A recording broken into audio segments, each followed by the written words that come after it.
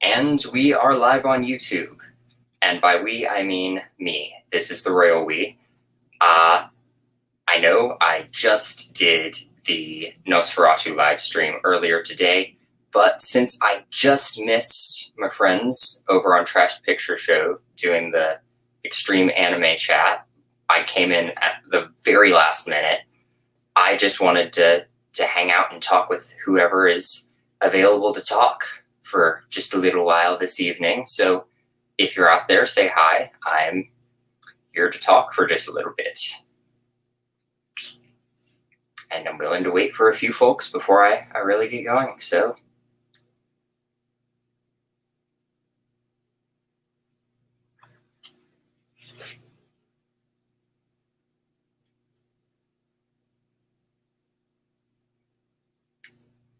and as soon as I say nobody's watching, someone's going to be watching. So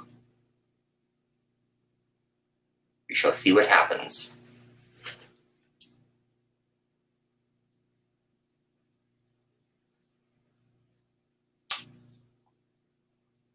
All right, I'm going to send some invites and see if anybody wants to come talk. And I will come back in just a second and see if anybody is actually watching this stream.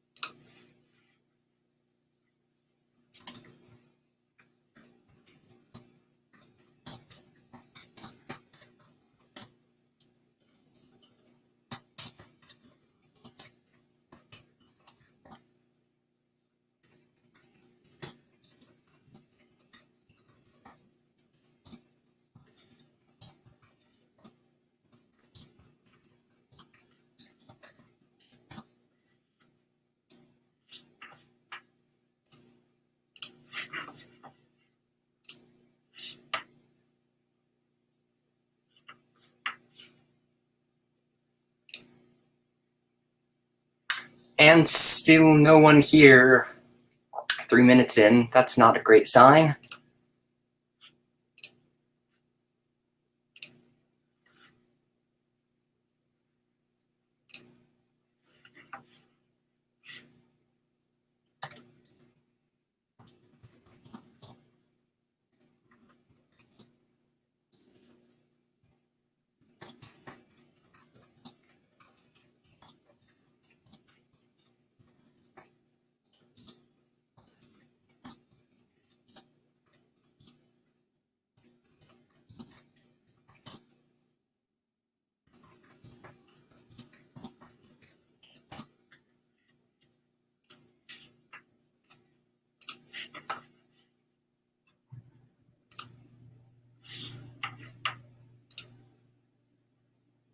Hello, 2 people who are watching. Feel free to say hi in the chat as well. I'm just here to hang out and talk about whatever people want to talk about within reason. And I just lost a viewer because of course I did. Anyway.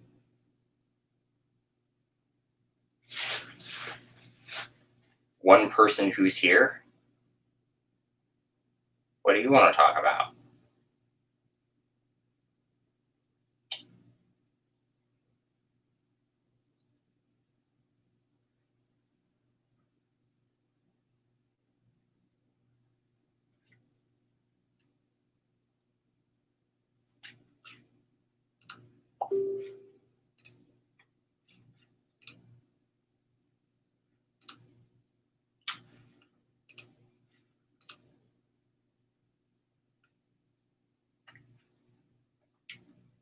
Are you just gonna not say anything? Is this a staring contest? Because I can do that and probably win.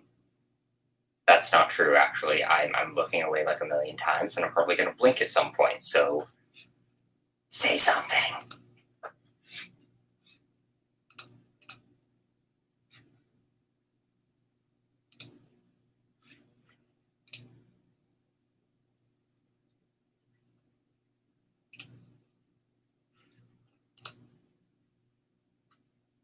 Or you just like watching me suffer and be uncomfortable? Is that what it is?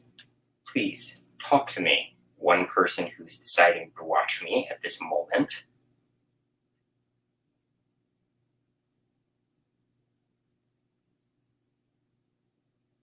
And we're back to no viewers. This is just wonderful. Has the internet forgotten I exist? Because we're in 5 minutes now.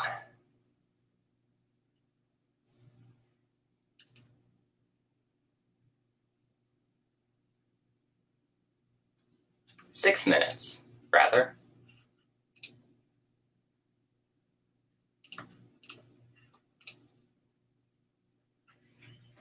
Come on.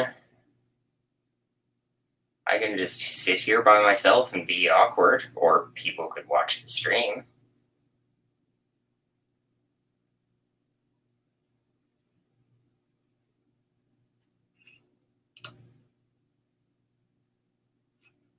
And again, if nothing happens, nothing happens, and I can just sit alone by myself and be sad.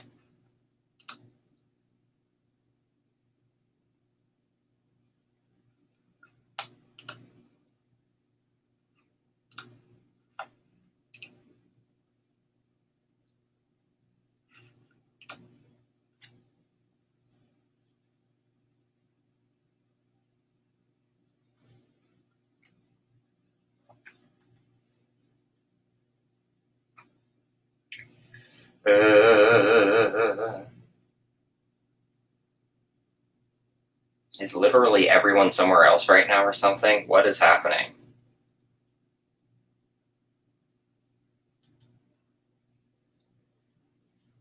I'm going to check and see what else is going on. Oh, apparently I'm live.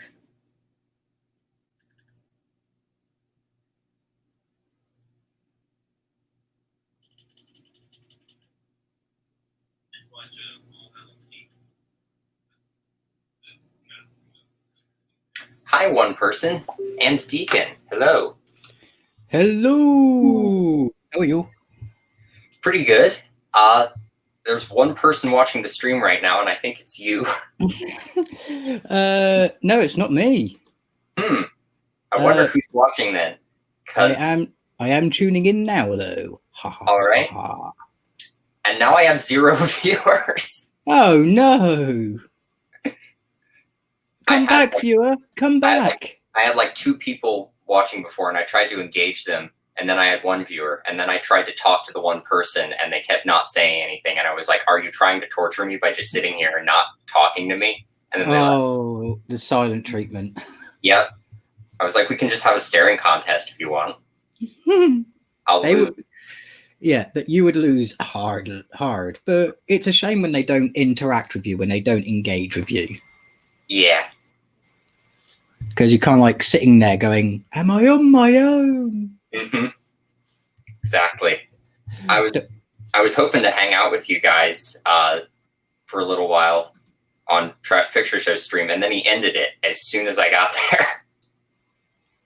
Yeah, unfortunately, I think Trashed was getting to the burnout point. That's totally understandable. Yeah. What I will do is take the link and do you want me to send it to Ethel directly and to Trenchy? That would be nice. That would be really nice. I'd appreciate that. Not a problem. I will do that now for you. Thank you. And we have a couple people watching now. Please talk to me. No one has said anything in the chat yet. Come on, people. Poke us. Ask us stuff. Either make us feel uncomfortable, make us feel wanted, or make us feel loved.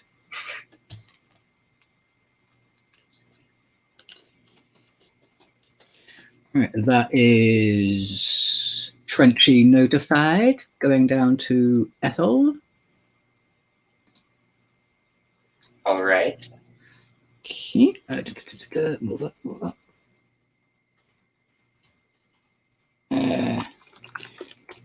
Come through Hangout stream. Join us.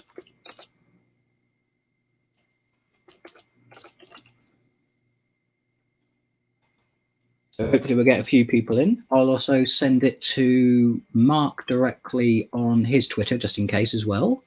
Cool. Thank you. That's all right. There we go. So we shall see who turns up, or whom. Yes. Oh, but how's your day been? We haven't actually had a chance just to sit down and chat about life, the universe, And everything? which is always 42. Exactly. It has been overall a pretty good day. I watched the original Bela Lugosi Dracula this morning in honor of Bram Stoker's birthday. Which had to be done, and I don't blame you for that at all. Of course. But I watched the version that has Philip Glass's soundtrack on it, which is one of my favorite ways to watch the movie because it really enhances the experience. I haven't watched it with that soundtrack, so definitely check it out. It's I think it's the Kronos String Quartet playing a soundtrack composed by Philip Glass. Ooh, in that case, it's definitely something that I'll enjoy. Yeah, it's a great soundtrack. I just bought the album and I just listen to it on my phone sometimes just because it's great music. It's a bit like me when with the Devil's Carnival, because some of the music just really gets me, so I've got them as ringtones for certain people. Oh, cool. That's cool. I definitely vibe with the Devil's Carnival, as well as, obviously, Repo and... Oh, yeah. Repo, the Genetic Opera. You have to watch it at least once. Absolutely. And once you've watched it once, you'll have it in your blood forever. Yep. As soon as I watched it once, I was like, as soon as I get the chance to have like movie nights with my friends, I'm gonna have to show this to them, and that's what I've been doing. It took me over a year to actually watch, or just a little bit under a year to actually watch Repo with a couple of my movie watching friends, but we finally did it, and it was amazing. Awesome. It's always nice when you get to share your loves. Oh, Yeah. We have a Matthew Duffy saying, hello! Hello, Matthew. Good to have you here. And we've got 5 people watching now, so feel free to say hey and chat with us about things.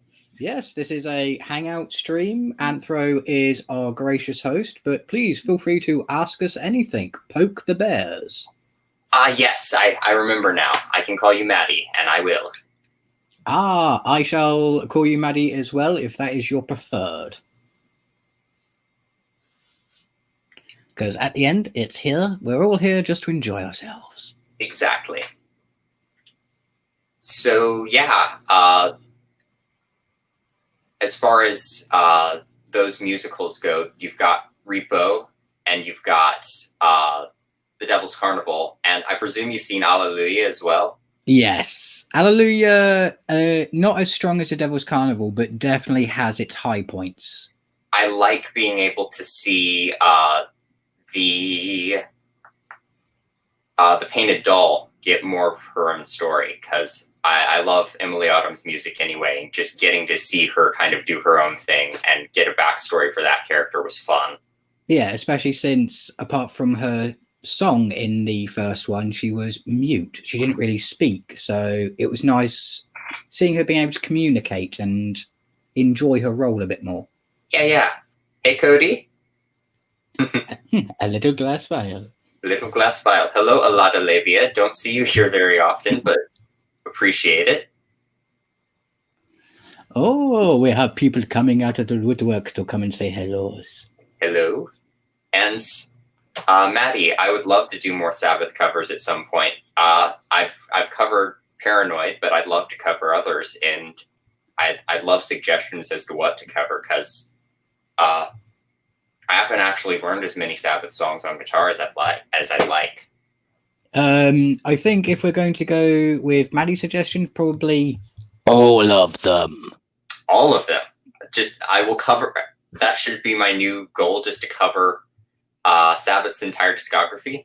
Yeah, a nice little project for you. And you'll be able to turn around at parties and say, "Name any Sabbath song, and I can play it." That would be really cool, actually. But right now I am working on some special music stuff that will be coming out on my channel in December for reasons. Oh, is it Christmas orientated? It is, and I'm not going to tell you any more than that. Not a problem. I await in anticipation, you torturous, teasy man. Hello, Mayor. Electric Funeral. That would be a fun one. It's going to be tricky to do that one solo just because of all the time changes and stuff, but adapting Electric Funeral could be fun. And I can see you actually really enjoying that. And seeing as your reads and your music really gets a lot of views on your channel as well. It does. Thank you, Marty. Thank you. And I'm sorry I only caught the end of your stream. I wanted to hang out for a little longer. Come join us, Trashed. If you're not completely burned out, that is. Oh, I'm sure he can singe a few more. Get a few more burns. Just don't completely incinerate yourself. Yeah, that's my job. Hey, and of course Arthur is here. Oh, hey Art, how you doing? But no Trenchy tonight yet. Anyway, haha. So sorry, Art. But if I was going to learn a Sabbath song and do that acoustically, I think Planet Caravan would obviously be the most obvious choice for that. Yeah. Plus, it's one of those ones where you can take your time learning it, and it is not the most complicated riffs out of the entire repertoire. Yes, Mayor, I did watch The Craft Legacy. I had a little stream, just impromptu, on Thursday night where I discussed The Craft Legacy just because I was itching to talk about it. And all I'm gonna say, because I know we're gonna talk, definitely gonna talk about both movies on this upcoming Saturday night. I actually really liked The Craft Legacy. It had problems, but I ultimately really liked it. But I got the sense that you didn't, because you posted that you watched The Craft Legacy, and then you posted, and now on to the Good Craft movie.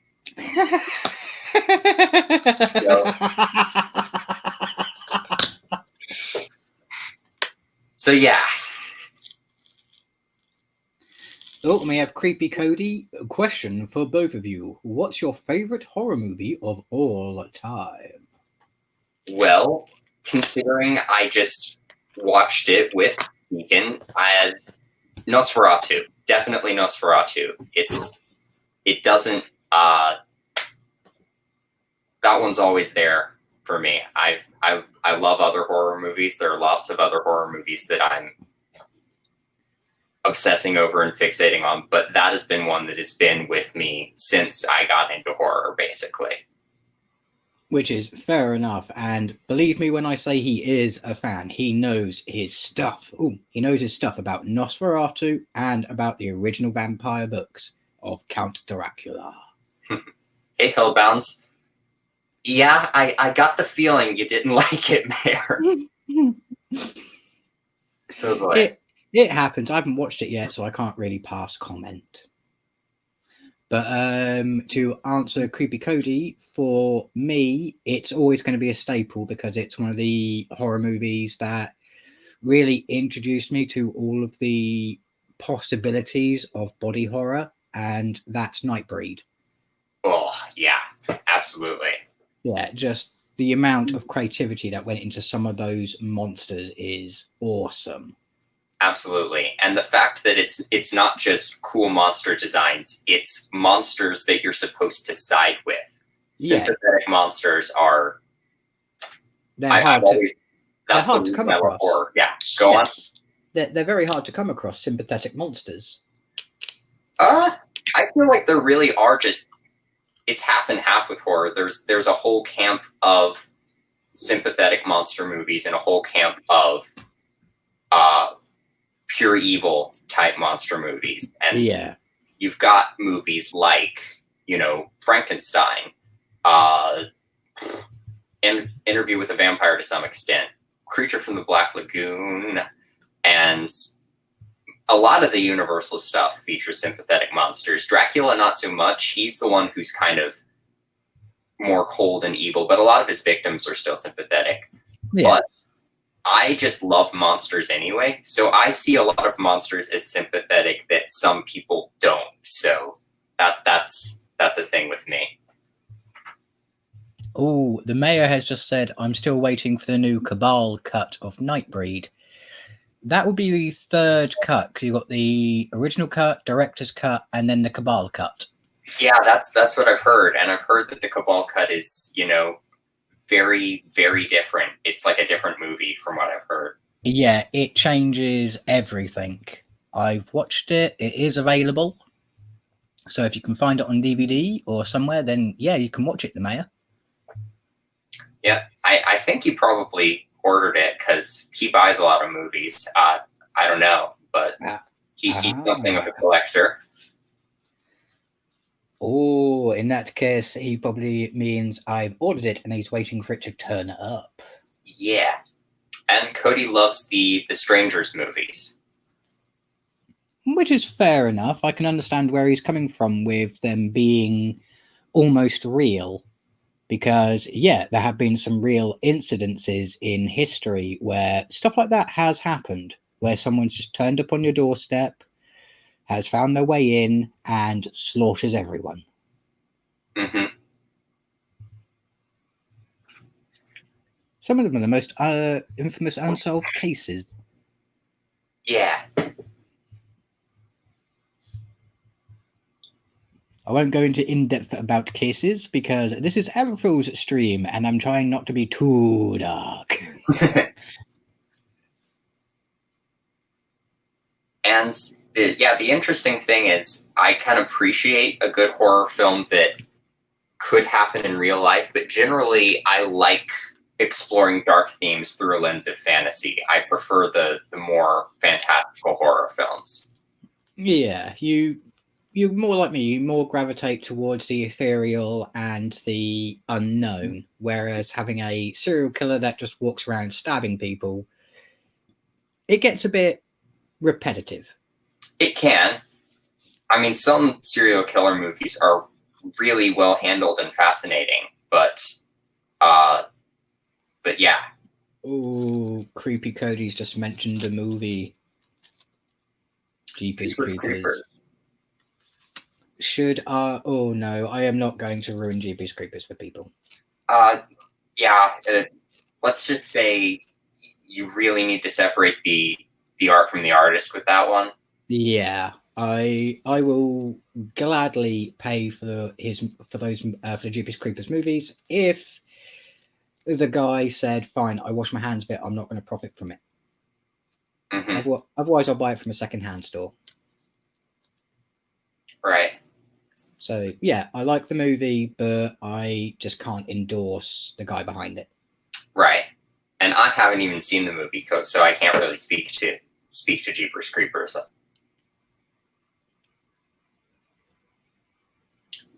And another even longer Cabal cut, Mayor? Oh god. The movie Cabal cut is already about just over 2 hours long. Okay, so we're getting into Peter Jackson extended cut territory now. Yeah, my favorite cut of Nightbreed has to be the director's cut. Mm-hmm. Hey Trenchy, I believe Deacon sent you a link if you would like to hang out with us, but if you just want to chill in the chat or you can't stay long, that's fine too. Join us, Crunchy. You know you want to. Yeah, and exactly, Cody. Yep, you got to separate the art from the artist with some people. And Yeah. some things I do find it hard. Like I mentioned, Norwegian black metal artist who shall not be called by name. Thought his music was beautiful until I discovered what kind of a person it was, and I just couldn't enjoy his music anymore. Yeah, and I completely agree with it. You can't support someone whose ideology goes completely against your own morality. Right. But like even listening to bootlegs of his music that I knew wasn't supporting him, I just felt miserable knowing the kind of person that created it. Yeah, I think this is why a lot of people can't sit down and watch Clown House. I did not know about that there was stuff going on with the creator of Clown House. Clown House is the guy who created Jeepers Creepers. Ooh. And his crime was committed on that set. Oh. In that case, yeah. Yeah, so you can't watch that movie without feeling bad. I mean, it just makes you feel sick knowing that the look in the kid's eyes isn't acting.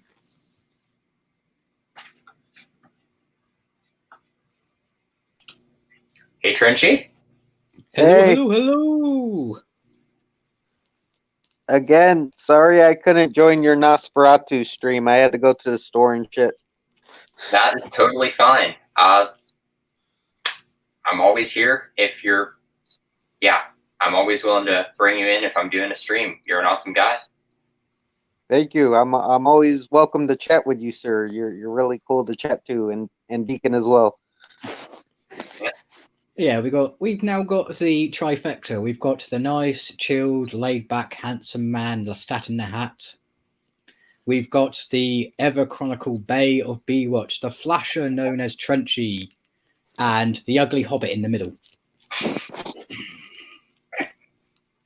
You're our like our like Lord of Darkness, Deacon. Yeah, you're beautiful in a monstrous sort of way. Oh, thank you. I do try. I just currently feel like I'm in between a sexy sandwich. Again, sexy isn't usually the word I'd use for myself, but okay. Me neither, man.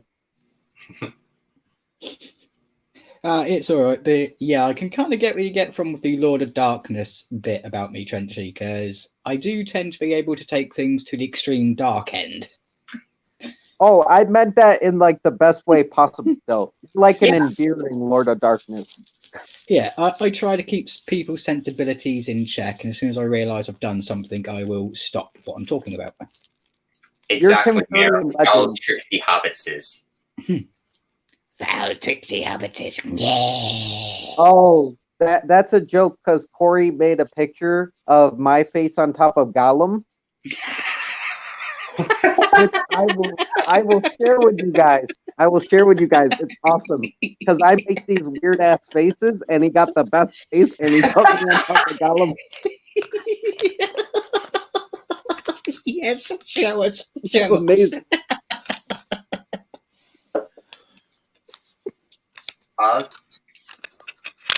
Cody, yeah, I covered all 5 Phantasm movies in my special Halloween video this year. So yeah, I've seen the Phantasm movies. Anyone who doesn't like or know of the Tall Man is missing out. I've only seen the first one, but I really enjoyed the first Phantasm. Yeah, the only thing that I will say about the Phantasm movies, if you're trying to watch them in order, is don't expect the plot to make a lot of sense. It's surrealism. Yeah. On some level. It's a little bit strange, and they try to explain it to some extent in the later movies, and they get into like multi-dimensional stuff and alternate universes and multiple timelines, and really it just convolutes it and makes it even more confusing, which is great but also not great. Yeah, with a movie, you don't mind it leaving you scratching your head and trying to figure it out, but you really do need it to give you some kind of bone every once in a while to say, this is what you need, this is the core thing. Mm-hmm. Oh, I agree, Cody. He is underrated. The problem is we will not be able to see another tall man because he sadly passed. There is a replacement actor in the wings, but they have to hire him.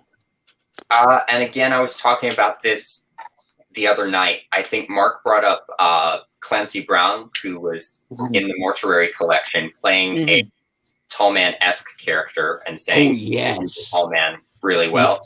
Oh, he would. I've watched Mortuary Tales, and that guy has the voice, the tone, and the presence. The woman who is also starring in the movie, I can't remember her name, but she's about 5'6", 5'7", and she only goes up to probably middle of rib cage on him. Oh, he towers over everyone.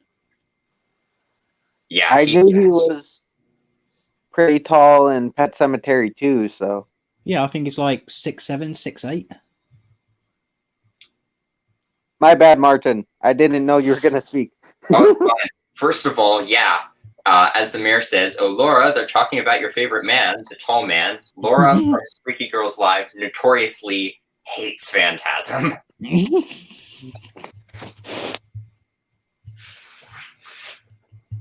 So, yeah.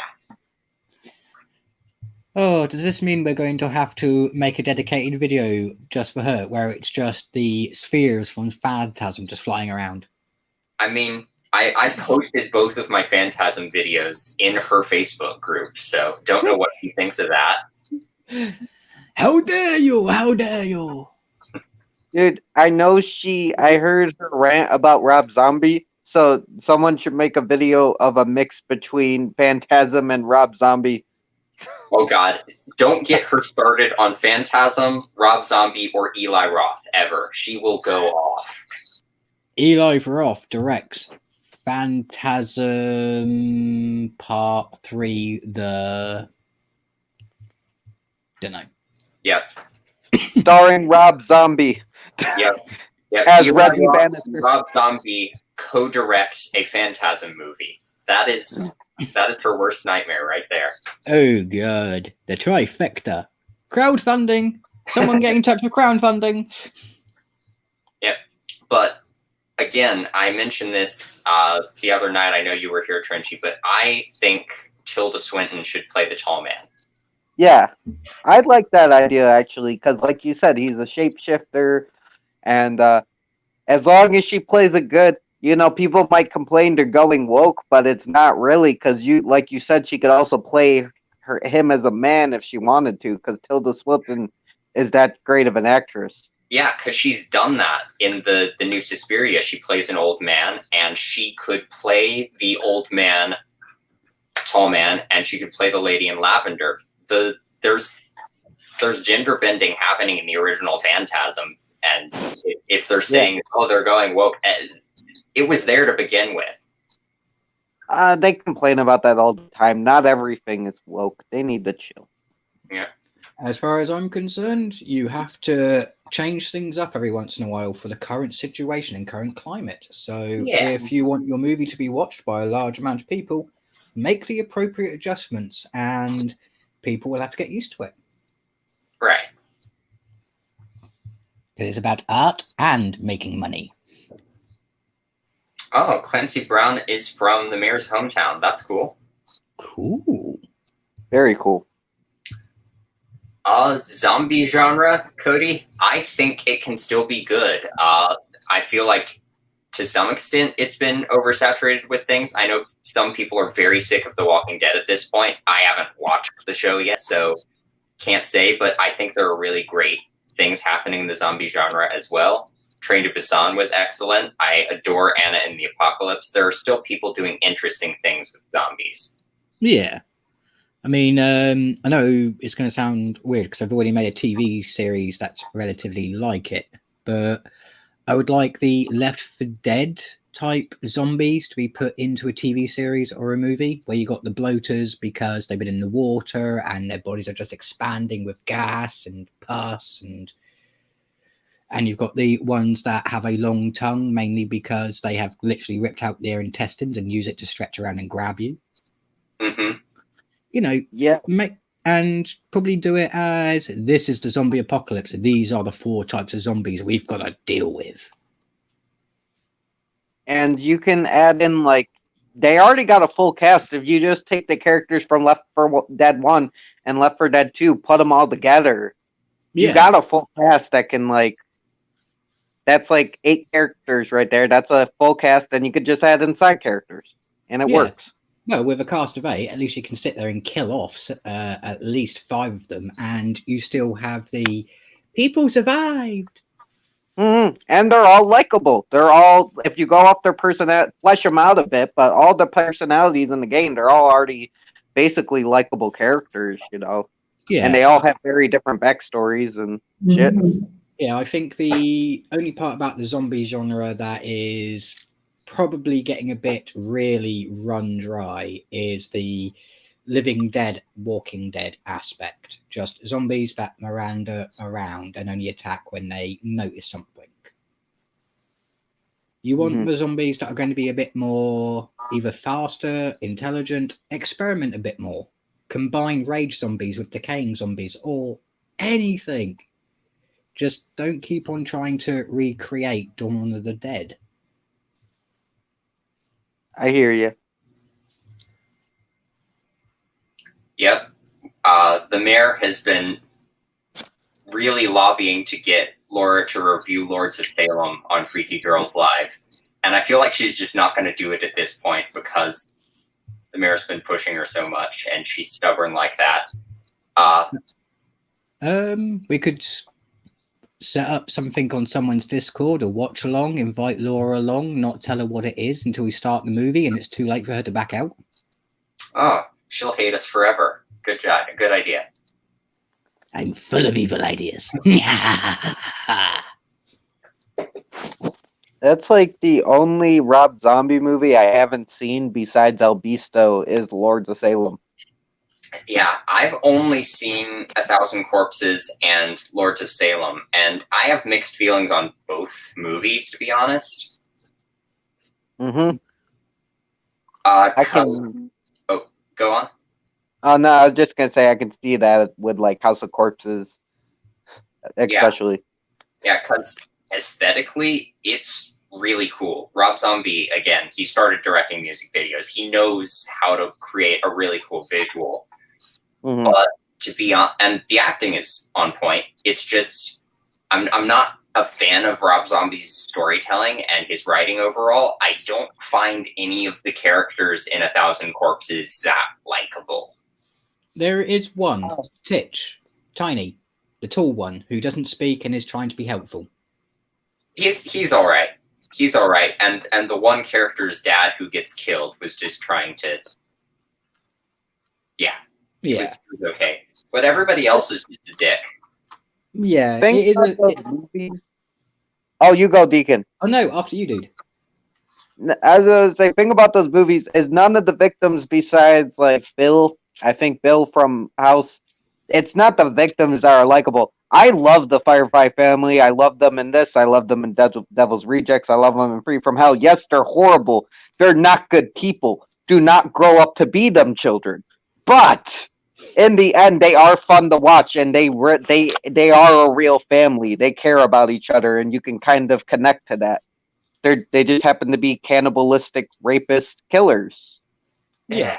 When Zombie writes an evil character, he can write a really good evil character. The problem is all of his other characters are also degenerates that you don't care about.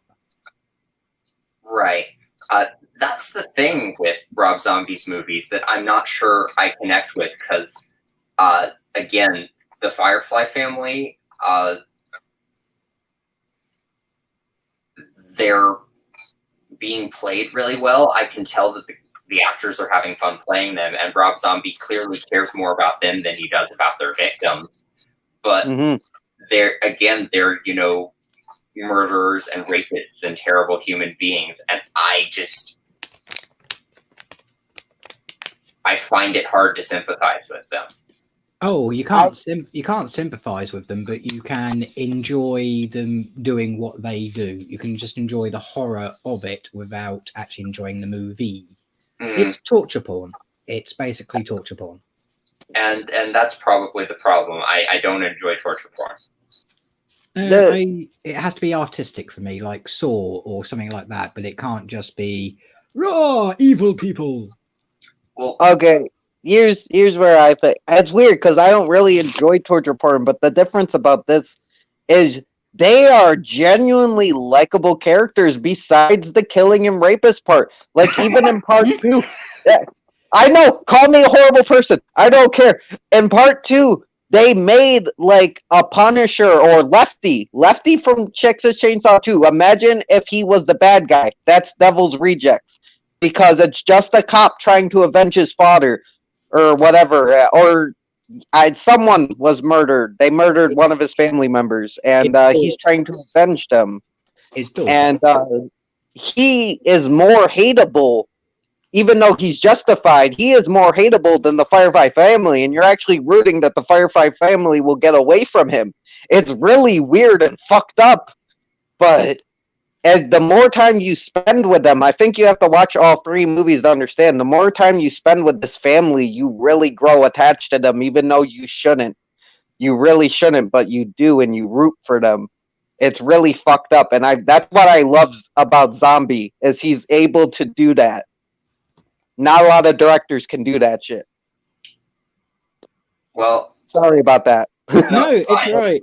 You end up rooting for them towards in the movies, but when it comes to personal enjoyment for most people, I can see where Anthro is coming from, where they are degenerates. There's no nice people in the movie, but the whole point is no one's nice, and you're rooting for the worst. Exactly. You're rooting for the worst that humanity has to offer, because everybody else is just backstabby, two-faced, bitchy preteens that deserve to die. Right. And that's the thing. Everybody for the most part kind of sucks in Rob Zombie's Firefly universe, and I'm just kind of like, I don't want to be in this universe. Can I leave? Yeah, you don't want to be in. Cool, but can I leave?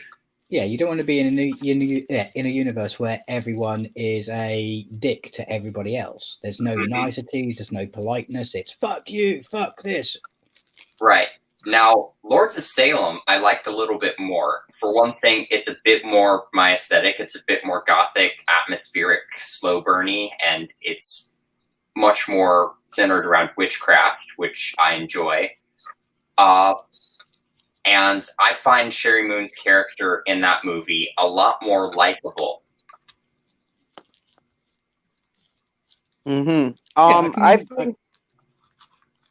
my bad, Deacon. You can go. I already went last time. Oh, no, all I was going to say was I can actually completely agree with you there. Your turn, Trenchy. I was going to say, I'm sorry, I'm just very passionate about Rob Zombie. I watched 31 recently, and the characters in that were pretty damn. I liked the whole group of the whatever they were, carnies that get kidnapped and are forced to do all this stuff. They were all very likable characters, especially Sherry Moon.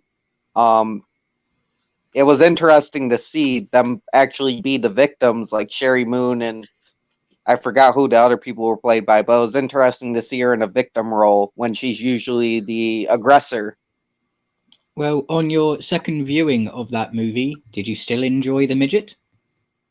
I did not get to see the second viewing yet, but I love the midget.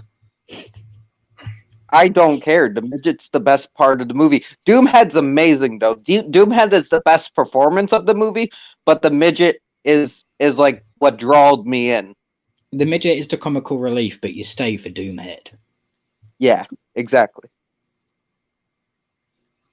Yeah, I have to admit, with 31, the story wasn't exactly well thought out. The plot wasn't very well thought out, but the characters in there, if you're going to put them into a universe of deranged people, they are awesome.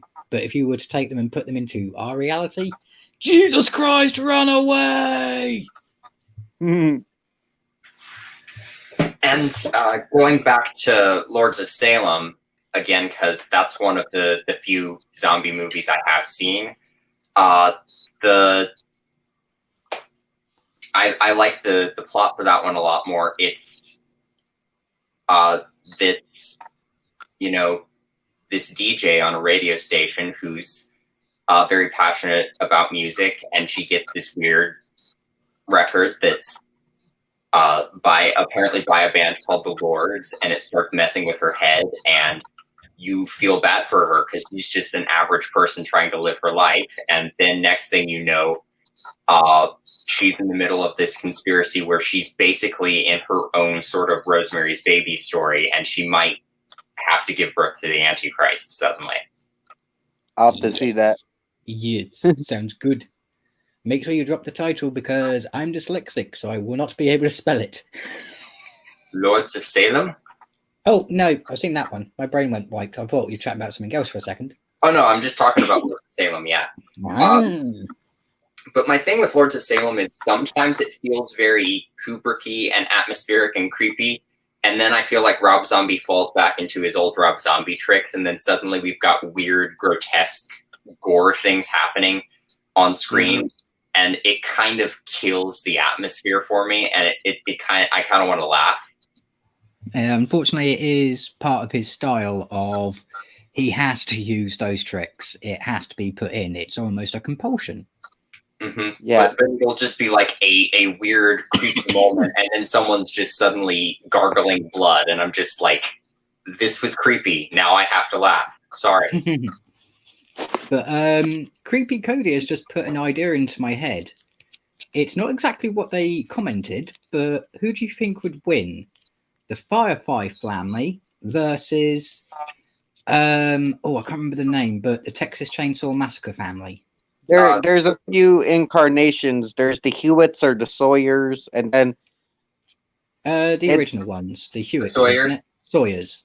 Sawyers are the original. So the Sawyers versus Firefly. I like the Sawyer family more, but I think the Firefly family would win because I feel like they have their lives together just a little bit more in a horrible way. But there's a clumsiness to the Sawyers that I like, but I feel like the Fireflies have it together a bit more. Yeah. Now, if we're you go, Keegan. No, you go. My bad. I'm just I really like the conversation, so I'm sorry. I don't mean to cut people off. No, that's good. Dude, go ahead. I can chat for days, so please chat when you want to, because you're usually quiet.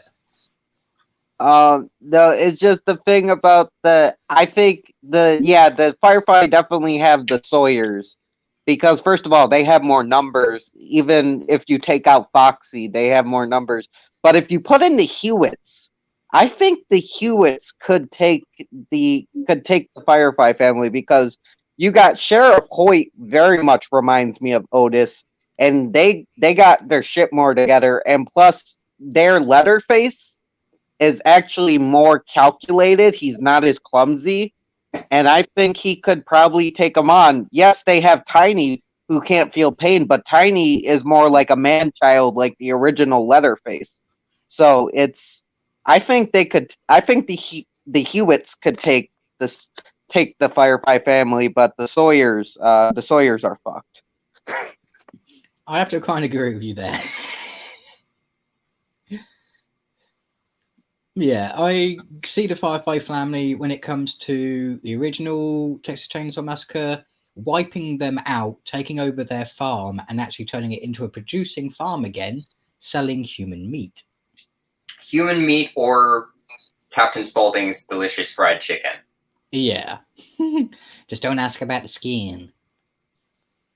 Mm-hmm. But yeah, when it came to the other Texas Chainsaw family, they would stand a better chance because they'll be a bit more better prepared. Most of them know how to use guns. And they know the in and outs of trapping a house. Yep. Yeah. Whereas the Firefly family are more, we'll tempt you in. There's no real trap. We'll just turn on you eventually. Whereas in the Texas Chainsaw House, there are traps everywhere. Tripwires, hammers, everything. So they'll have the home advantage. Hmm. The only true threats are maybe RJ because he's very big, but we haven't seen much of him. But Otis is the real threat because Otis is very smart, and as we've seen in part 3, he can take people on. He can fight, and in part 2, he's beaten a lot of people, so he's a decent fighter. But I think all they have to do is get Leatherface on him, and they got him because I don't think he could take down Leatherface, even Otis. Yeah, I don't Couldn't think take anyone down. could take Leatherface down one-on-one unless they were exceptionally lucky. Especially the new Leatherface. Yeah, the new Leatherface is a bit different from what I can tell. Original Leatherface is a little bit clumsier. He's panicky. Yeah. Yeah, they could take him down. I'm pretty sure Firefly is like all they have to do is put RJ and probably Tiny on him, and they could probably take him down. But yeah, the new one, no, the new one's more calculating and more fierce. More intelligent. Yes. That is no problem, Marty. If you're drifting in and out, that is just. I know you just did a long stream of your own, and you're on different time than me. So if you have to pass, that is fine. Yeah, because for you, it's, I'm going to say 10 o'clock in the evening, Anthro? Yeah, about 10. Yeah, for me and Trash, it's just gone 3 a.m. Very understandable. Yeah, but I can keep on going for quite a while. I haven't taken my meds yet, so yay! You're a machine.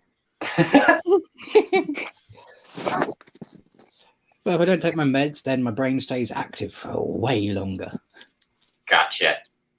And the mayor says Otis would just shoot Leatherface in the head. That's if Otis has a gun.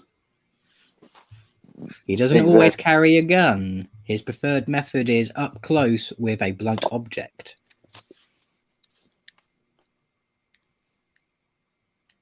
Mm-hmm. Yeah, because he's the type of guy that would walk around with a shovel, a stick, or something and just whack you on the back of the head, drag you back, and then turn you into a Fiji mermaid. Exactly. Another. I would like to throw in another thing is everybody underestimates Baby, but Baby is smart. In part 2, she manipulated those people. She was holding them hostage with a gun that wasn't even loaded, and she can throw a knife like no other man and shoot a bow and arrow like no other without any training. So it's like that's another one they're gonna underestimate, and she's gonna bring it. Yeah, never underestimate the innocent-looking ones. Yeah, there is nothing innocent about Baby, though. Okay, so my favorite thing about the Firefly family personally is that they're all named after Groucho Marx characters. Yeah, I didn't know that. I can agree with you. Because Captain Spaulding is a Groucho Marx character.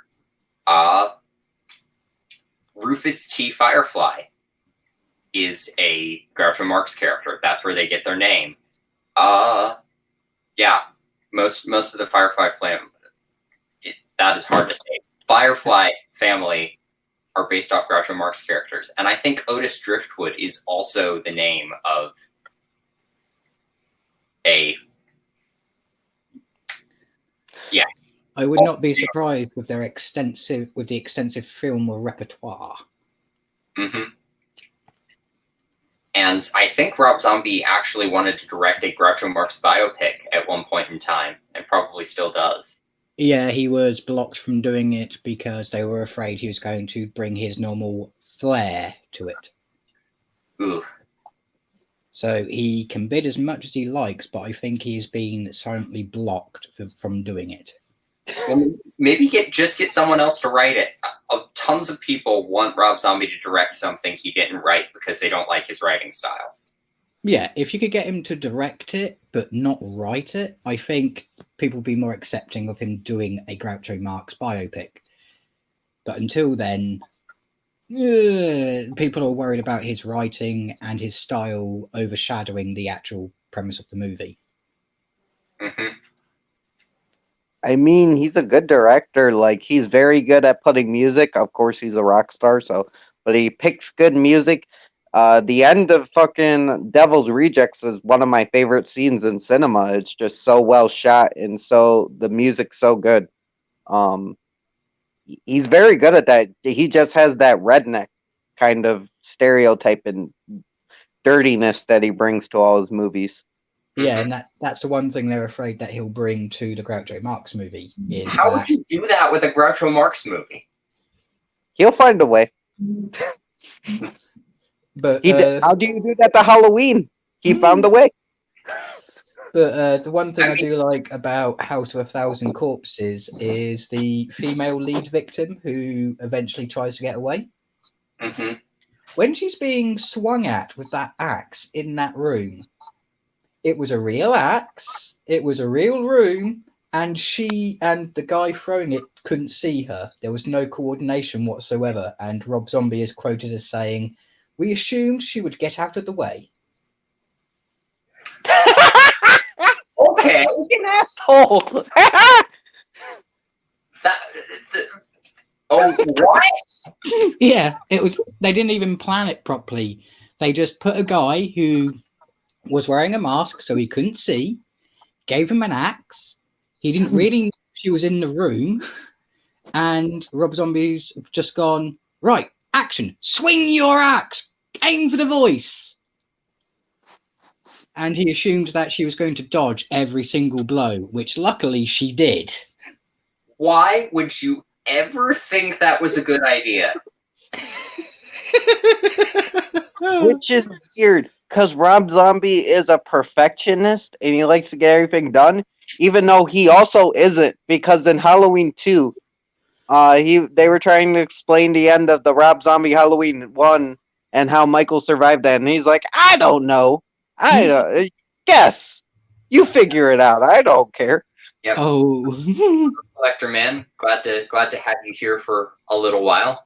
Glad to see you stopping in. I'm just hanging out for a little while because I felt like it. He feels like it. Oh yep. yeah. So yeah.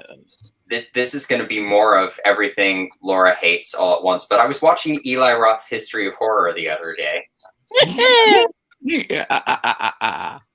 and there was an episode on houses from hell, and that included haunted house movies, but they also talked about House of a Thousand Corpses, and they interviewed Rob Zombie, and he talked about the end of the movie. He doesn't understand the whole crazy Dr. Satan going off the rails stuff at the end of Thousand Corpses. He doesn't really understand it himself. He says that. Yeah, it's weird. The backstory to the ending of that is he recorded it to the point where it was going to be the old dad in the Firefly family was going to be Dr. Satan. He was meant to be Dr. Satan. The problem is when he showed it to his friends for a test audience, they didn't like it. So he's had to come up with some kind of extreme, bloody, out of the world ending that they were expecting, and that's where Dr. Satan batshit crazy mutants come in. And it's just like you've got this grounded Texas Chainsaw with a little bit more weird stylization to it, tone throughout the movie, and then all of a sudden you've got this subterranean lair with what seems like the undead, and it's just like, what? Yeah. And that was basically thrown together and filmed within 3, maybe 4 days. Mm-hmm. Which is impressive considering the way, the set looks. Yeah, they did a really good job. The only problem is once again, when it came to the ending of that movie, they didn't put any ropes in for her to be hoisted down into that pit and into the water. She was thrown into the pit with no safety net, and they didn't dredge the water first, so she could have impaled herself. Right. And once again, the biggest quote is, "We thought she dodged them."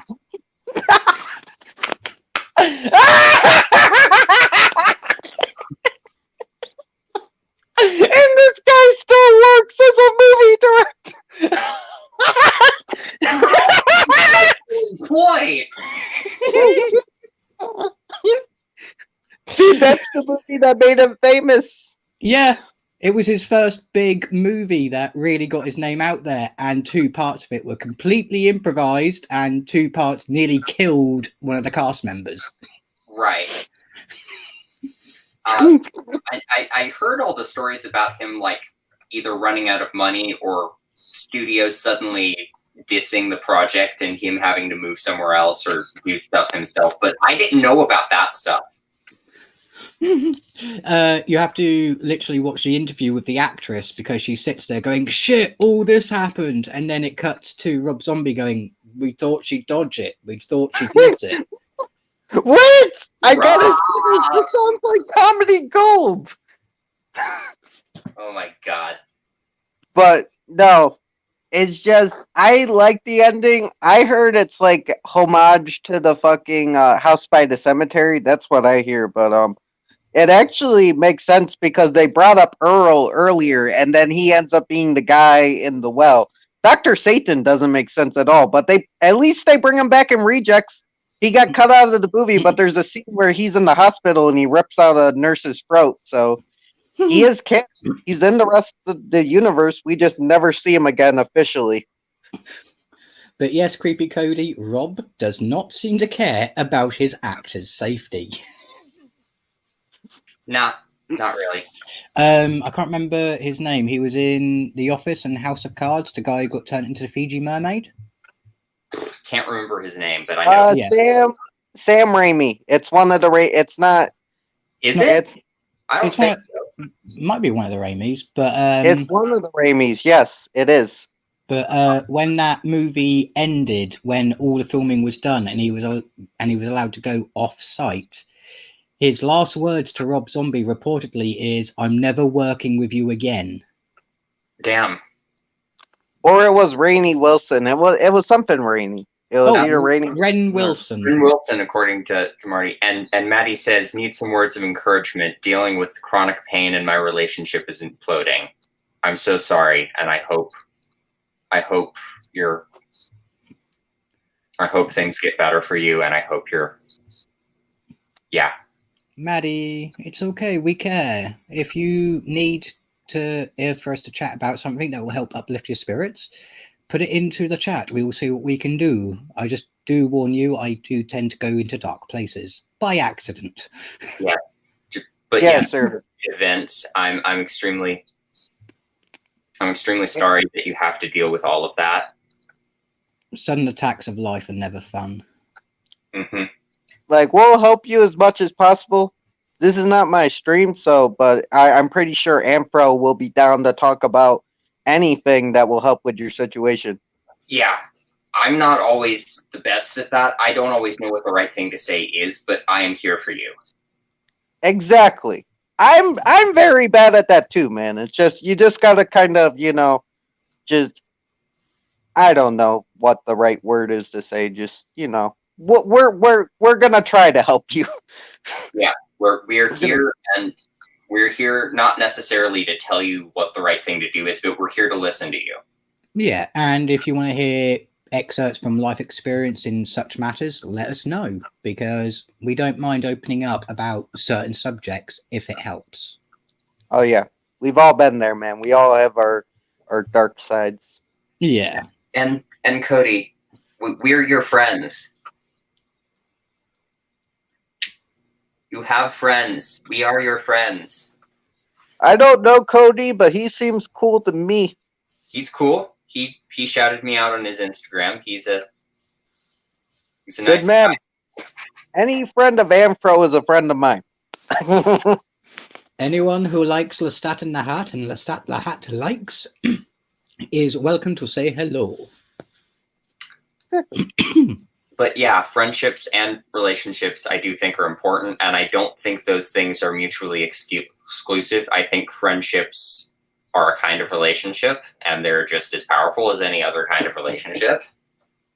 Yes. Yeah.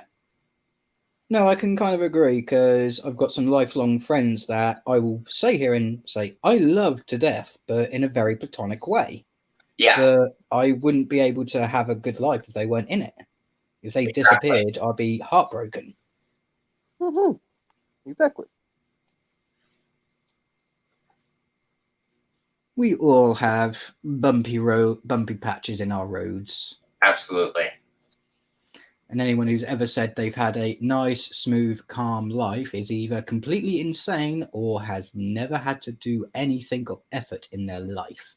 If you've never had a bad moment in your life, you've probably lived for about 2 seconds.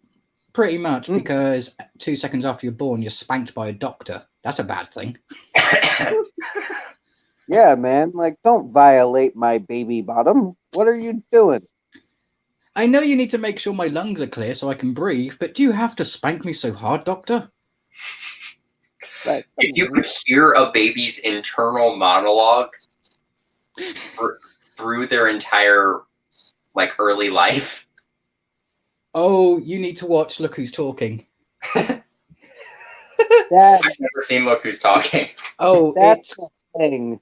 The entire movie is done with the monologue from a baby as it's being born, brought into the world, and up until it's a toddler. And it's a comedy, so you've just got this baby monologuing, going, "Oh my god, I see the light! I see the light! It's cold out here! Stick me back in! Stick me back in!" Why am I upside down? Why am I upside down? Ah, my butt! My butt! It's a thing that exists. Yeah, they made 2 of them. Look Who's Talking and Look Who's Talking 2. Mm-hmm.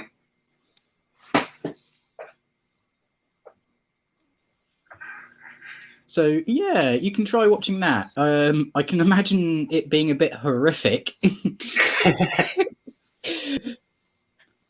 Oh, can you imagine if they made a horror movie like that, where it's just the monologue from the baby's point of view and how horrible everything is? It's cold. It's dry. I'm not being fed constantly. Someone should make that movie, but the baby being born is the Antichrist, but instead of it being like pure evil in the baby's head, they're confused as to why they have to be the Antichrist. That would be a good movie, and reminds me a bit of Good Omens, just a little bit. Yeah.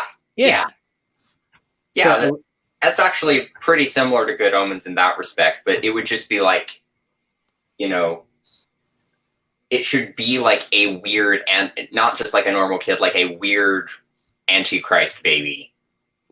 a weird Antichrist baby that's going through a crisis of faith. Do I really want to be the Antichrist? Do I want to be a normal person? Like, But like this baby has been born with a little bit of the devil's DNA and has like horns. So yeah, that would work. The Good Omens book is I liked the book. It's just I couldn't read it because it was so complicated. But I felt bad I couldn't read it because I enjoyed it. It was really weird. It's such a good book. It's so funny. Yeah, it's a great book. But I can kind of see where Trench is coming from. The one problem is it's got 2 writers, so you've got 2 different styles trying to meld together, which works. There is a lot going on. Yeah. But yeah, unless you're used to both authors, it does get a bit confusing. It's like Hitchhikers. I love the book Hitchhikers, but I just can't read it because it's too complicated.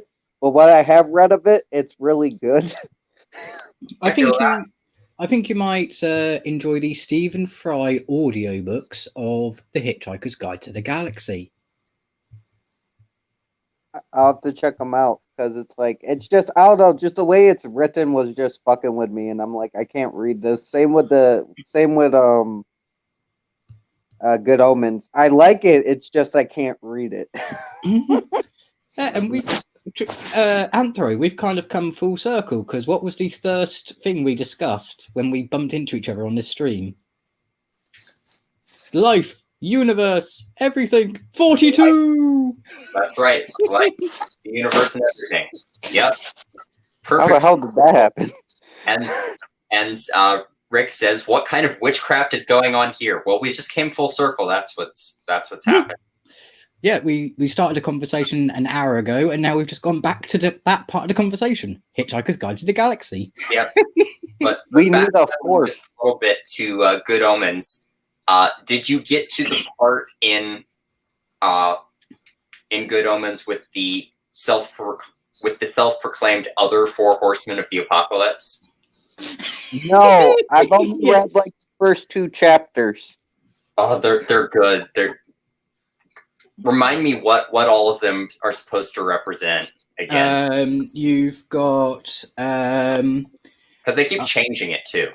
yeah, the 4 main ones where they actually get brought up in Terry Pratchett as well, where they get given their full names. You've got misinformation. You've got panic.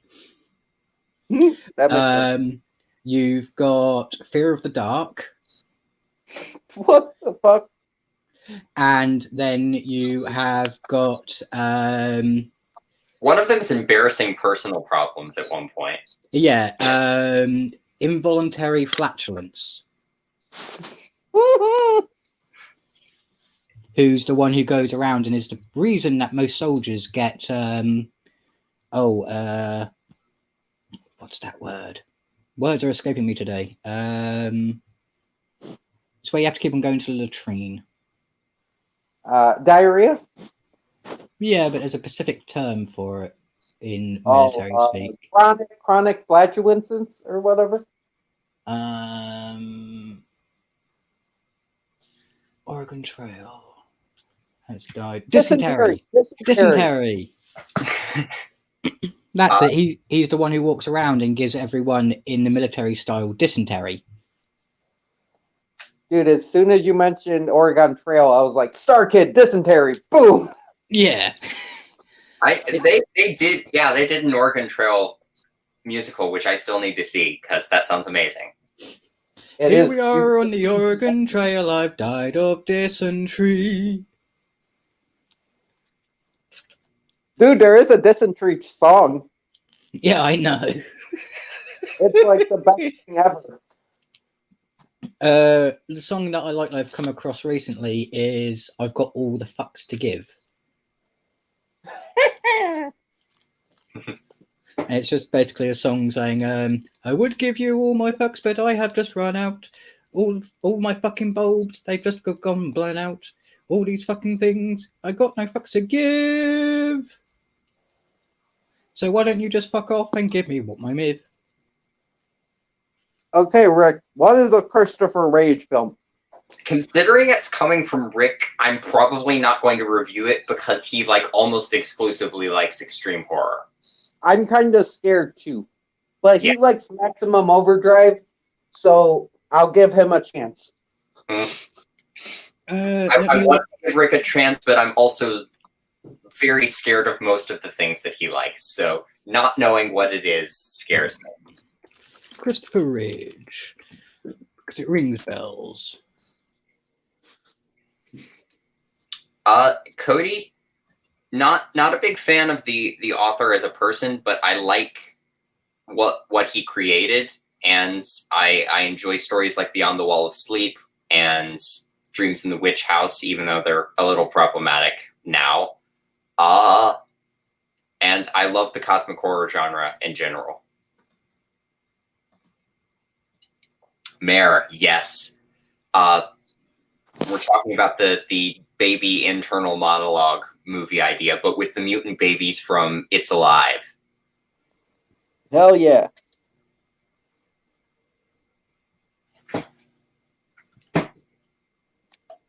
For me, cosmic horror is my jam. The most recent movie that I have seen, apart from Color Out of Space, that has done a really good job of doing a Cthulhu mythos movie, is it's not strictly Cthulhu mythos, but underwater. Ooh, I didn't know that was cosmic. Yeah, I recommend it. I don't want to put too much in there, but the director has sat there and said, I couldn't use the name because no one knew its name, but it is Cthulhu. Mm-hmm. I heard about that, and Yeah, I really want to see Underwater I because do. I it really reminds me do of recommend old, it. And like the underwater horror movies like Deep Space Nine and shit. and Sphere, Hmm. because Um, that's a bit of a cosmic horror because it's their imagination that's taking over. wait, you said Spear? Yeah, Sphere. I've never heard of that. Is that a movie or is that a book? It's a movie. I'm down. Um, I'm down. basic. Who here hasn't seen Sphere? Me. Okay. The basic idea. Well, the basic plot line is an alien spacecraft has landed in the ocean. It's laying at the bottom of the ocean.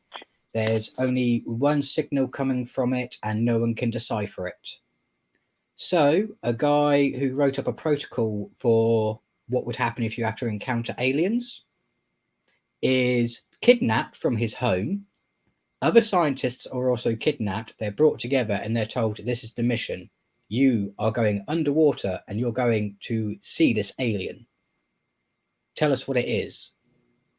And as they go in, there's no aliens, but there is a sphere which seems to be made out of liquid metal. It's a perfect sphere, and it gives anyone who touches it the ability to manifest what is ever in their imagination to become real. The problem is, how can you control your imagination? So it goes from one dark thing to another. It's quite good. It only has one plot flaw in the entire movie. Hmm. And if I'm you can down. spot that plot flaw, you get my respect because most people don't. All right. The mayor says he's seen Sphere, but it's been a while, so you've got one companion there. Awesome. It is. It can be a bit. It can be cheesy now, I think, but I it's like definitely it's definitely a movie that you need to watch. Yeah, I don't want to spoil it too much, so you have to watch it. Sounds good. So, first of all, Creepy Cody says his favorite cosmic horror based film is The Violent Kind by the Butcher Brothers, which I don't know anything about. Me neither. Deacon. It rings a bell. Let me do a quick image search on Google All right. because otherwise my brain will just go no. All right. I'm probably going to end the stream soon, but while you're doing that, I would like to talk about a movie that might be cosmic horror, but might also not be, which I think is The Lighthouse. I haven't seen that one either yet. You are going to love The Lighthouse. It is a hour and 50 minutes of Willem Dafoe and Robert Pattinson being batshit crazy. I like Robert Pattinson. I like Willem Dafoe. I've seen Robert Pattinson do some amazing performances.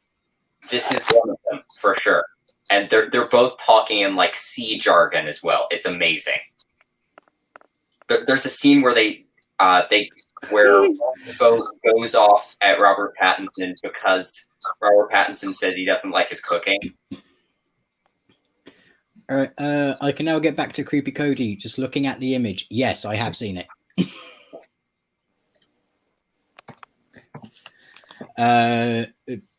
It's silly. I recommend watching it if you want to watch something that's horrible, but also downright silly in its premise.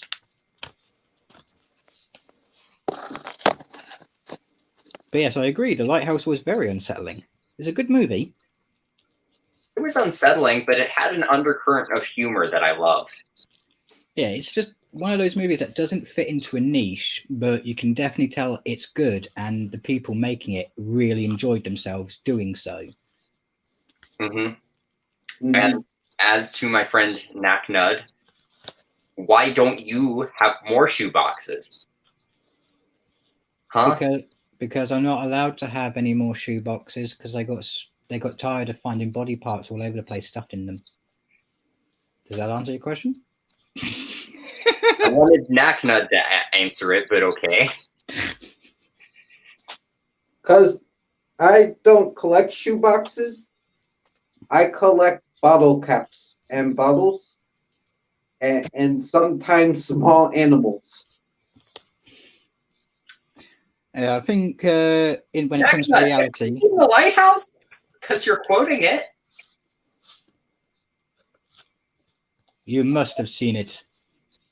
I don't know. He's a lot younger than me, or maybe he's just seen. It's been memed quite a bit. I don't know.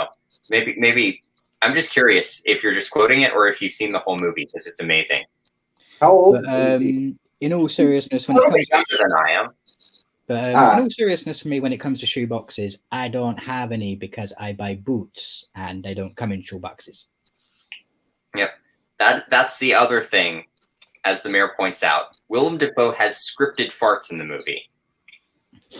I'm down. I'm in. Yeah. How do you fart on command? What now? I said, how does one fart on command? I must learn this power. I don't know. It's probably just the sound effects that added in post, but it's scripted and it's canonically part of the story because they bring it up later. And Trentry, if you learn how to fart on command, make sure you also invent time travel. Go back to the era of King Henry VIII, walk into his court, say you can do it, and fart, and you will be given 60 acres of land. Explain. I'm going to have to go through, but please explain this. Okay. Back when King Henry VIII was sitting on the throne, he needed to be entertained, but he didn't really find much enjoyment out of some of the entertainment that was available. So he liked his jesters and his court players. And he found one who did the most remarkable trick, because when the king farted, he would also automatically fart, distracting it from the king. So the king saw it as, oh, you're doing me a good thing. And then the king realized, wait, you can actually fart tunes on command. Oh my God, you can do all sorts of things with your butt. I'll tell you what, if you can accomplish this, and if you play at this event, and if you can keep my farts distracted, so, well, my farts, your farts, basically, I will give you 600 hectares of land. And he did. For farting at a party. Yep. Ethel says, I'm eating chili and now suddenly I want a time machine. Hey, Ethel. And on that note, I think I have to go now. I need to get ready for bed and stuff. Not a problem. I completely understand that because it's 20 to 4 for me, so I better try and take my meds and sleep at some point. Mm-hmm. But thank you to everyone who came. This is my third live stream this week. Oh my God. I had a random one on Thursday and then the one this afternoon. And then we've got this one this evening because I just felt like it. But yeah, Collector Man, the Lighthouse was great. But yeah, take care, everybody. Bye. Bye, everybody. Thank you for watching.